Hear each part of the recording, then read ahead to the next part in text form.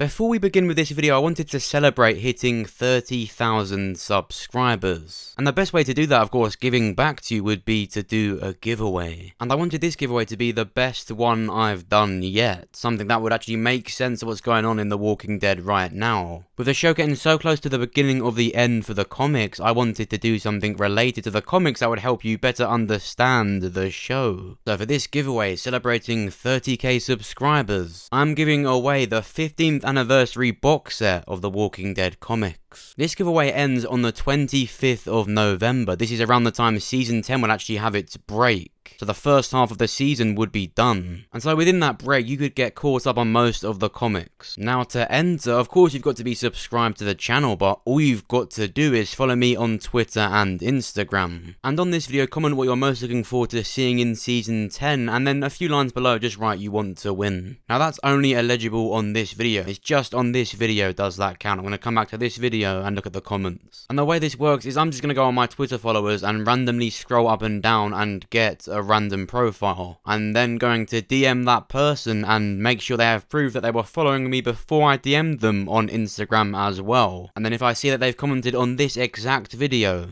they win. So good luck. Let's begin the video.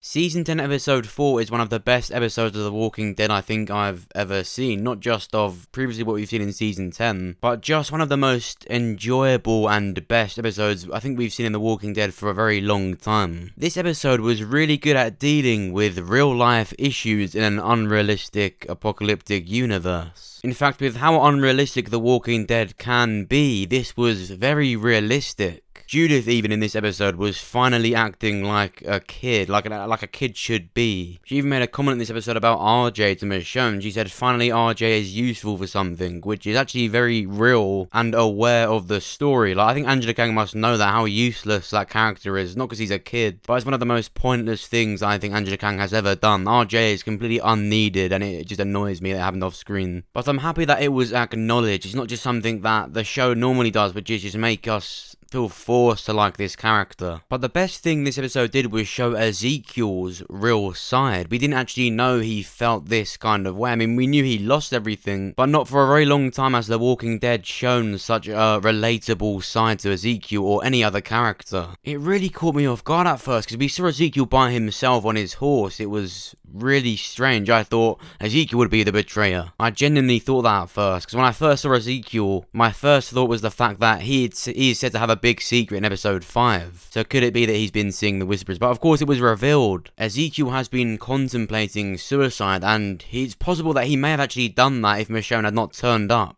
It was really real and good to see. I mean, obviously it's really sad, but it was so good to see such a real moment in The Walking Dead now, especially nowadays. With what the show is now, it was refreshing almost to see this. A real scenario, a real life thing that you can relate to. And of all characters, someone who was once a king or called himself a king, this has really helped the show feel more grounded. I feel like it was really, really good. I also love that Michonne and Ezekiel didn't happen, and the way it didn't happen. They both kissed, but they didn't do it. And something that actually really, I needed this, was when Ezekiel said, maybe in another universe. Because of course, in the comic universe, they were together. Ezekiel literally referenced the comic universe. That you can understand why it's probably one of my favourite episodes now. Now, before I get into the big questions that you might have for episode 5, the last thing I want to mention is how Negan saved Lydia. It's a complete remix of the comics when Carl saved Lydia with a shovel. In the show it was Negan, which resulted in him being put back in the cell, and the higher-ups of Alexandria taking a vote on whether Negan should be executed or not. And it was actually a complete draw in vote. It was up to Gabriel's vote to decide on what happened. And it was never really revealed what would happen, but I think it's really obvious that Gabriel was not going to vote for Negan to be executed. Of course he wasn't. But even if it had been voted, Negan was revealed to escape.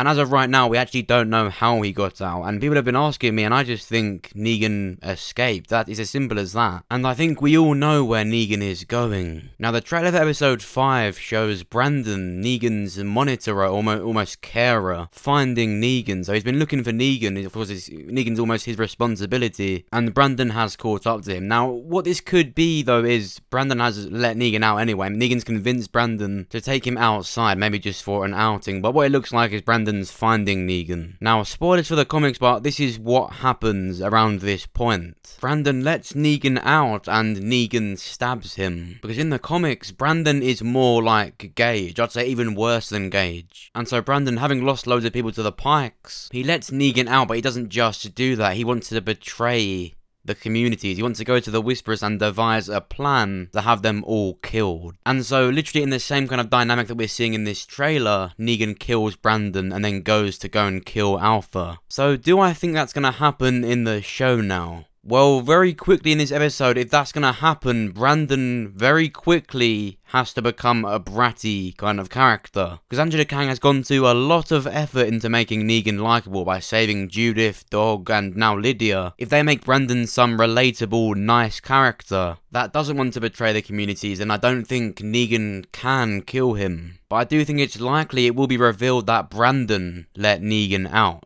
But what it looks like is Brandon has just found Negan, so it's really strange. I don't know how it's going to work in this episode, but just know if Brandon makes even a single comment about doing anything bad to a known good character, then Negan will 100% kill Brandon and then go to kill Alpha or Beta. So just keep an eye on Brandon. It's strange we haven't had a single personal scene with Brandon yet. I think that's because they don't want us to get too attached to him. Angela Kang knows how this works. I mean, people are attached to RJ purely because he's biologically connected to Rick Grimes. Like, he's done nothing. He's just some 4-year-old actor they've got in, and people have got him as their profile pictures on Twitter.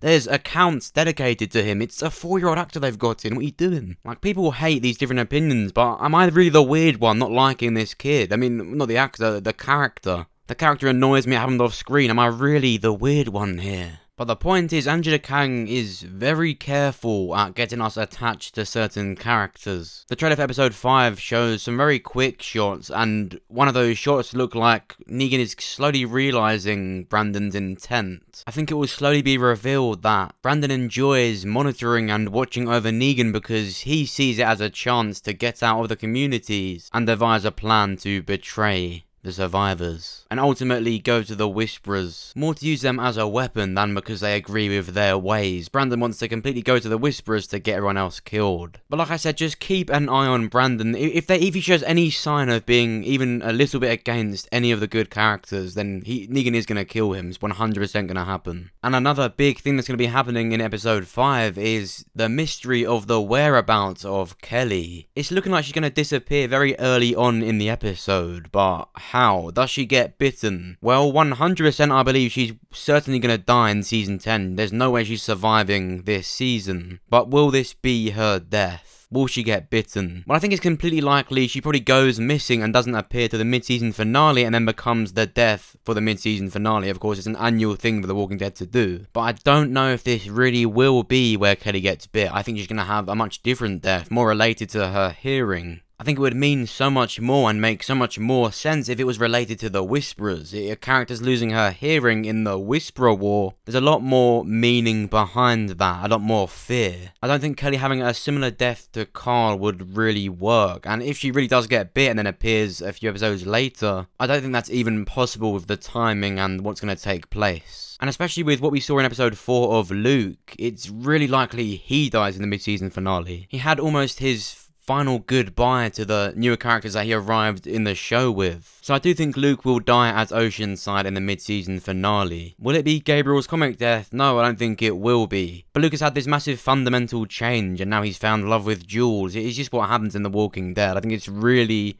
extremely likely Luke will die. If Kelly does go missing and it's not resolved in this episode though, I do think Kelly will also die. I actually said on the lead up to season 10 that they would both die, but I didn't know it would be so close together. It's looking like that could happen as well. But that's just what I think. What do you think? On the top right of your screen, you're going to see an eye icon. Just click or tap on that and you can vote in the poll. Do you think Luke or Kelly will die? Or do you think they will both die? Or maybe even none of them? Make sure to let me know. And of course, don't just vote in the poll, make sure to comment down below what you think. Really want to hear what you think on this one, especially with how close these deaths are going to be. Maybe Angela Kang is making Luke's death more obvious with foreshadowing that, so maybe it won't happen. But it's looking like Kelly's going to be lost by tracking something, and if that's in Alpha's border, I don't think she's going to make it either. Make sure you let me know what you think. Of course, if you enjoyed this video, make sure to press the like button. It actually supports me and will genuinely help this video get more seen. And of course, if you did enjoy it, make sure to check out my most recent videos that are similar to this one. My last video was the Dante is a Whisperer theory. It's looking like Dante could be a spy for the Whisperers. That is by far the scariest and most shocking theory I've ever made, so make sure to go and check that one out. And if you want to see why I think Ezekiel is 100% going to die in Season 10, then make sure to go and watch this video. We explain all the foreshadowings and all the reasons that suggest Ezekiel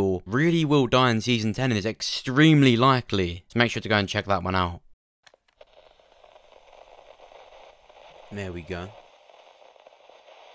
Things are about to get interesting. I told you this time would come. Make sure you subscribe so that you're the first to hear about The Walking Dead. Thanks for watching. I'll see you soon.